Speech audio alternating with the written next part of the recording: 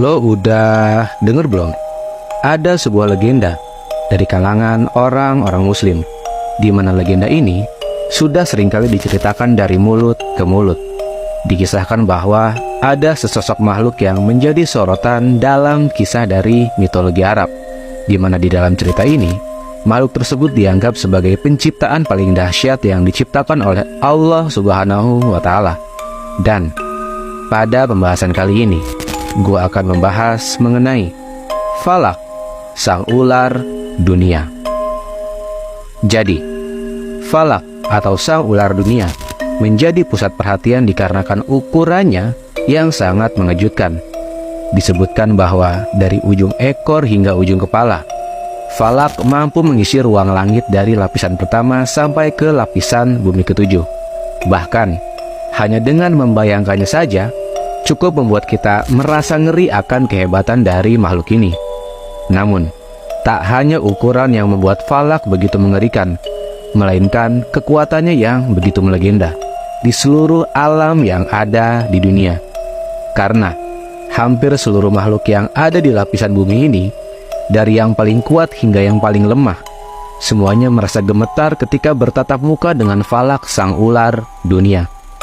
Akan tetapi, dikabarkan bahwa walaupun Falak memiliki kekuatan yang luar biasa hebatnya yang bahkan mampu menelan lapisan bumi-bumi kita hingga ke lapisan neraka, Falak tampaknya selalu menahan diri untuk melakukan hal-hal tersebut. Karena semua ini didasari akan rasa takutnya kepada Allah Subhanahu wa Ta'ala. Jadi bisa lo bayangin, Falak yang begitu besar dan hebatnya aja takut sama Allah. Lah kita masih berani ninggalin ibadah yang gak ada apa-apanya dibanding ketika kita disuruh ngadepin Falak yang begitu mengerikannya.